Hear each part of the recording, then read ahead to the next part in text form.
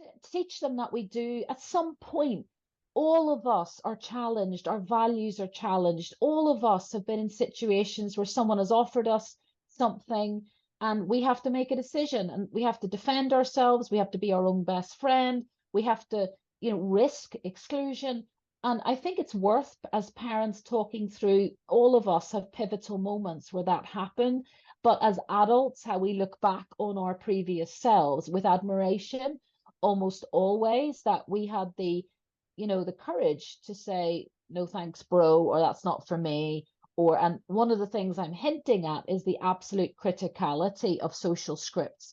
It's very, very hard in the moment, even as adults, to, if we're not drinking on a Saturday night at a dinner party, we've all been in a situation where we're sober shamed, or somebody says, why aren't you drinking, Kathy? Come on, and we, all of us, need social scripts to say, actually, it's dry January. Actually, I'm not in the mood this evening. Having social scripts ready for any type of peer pressure is a good idea, and practicing it with adolescents, practicing even role play social scenarios.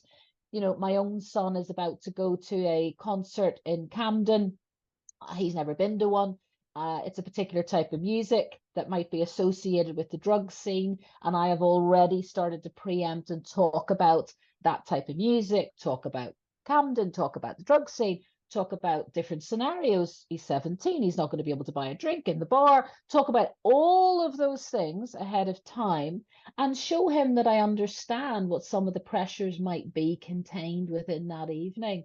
And that, having a social script for, and mirroring, talking to him about my own experience of being at concerts and things that happened to me and how I navigated those particular scenarios. So there is a lot of preemptive strikes, proactivity, social scripts, a lot of work that we can do, not the night before, but in advance of these scenarios. So even when my son was 14, I was saying to him, he'd never heard of vodka. I said, at some point in the next couple of years, when you're at senior school, you're going to be at somebody's house and somebody's going to offer you vodka. What's vodka, mummy? So I think parents intuitively think if we raise these things ahead of time, it'll promote the behavior, but that's not borne out by the research evidence.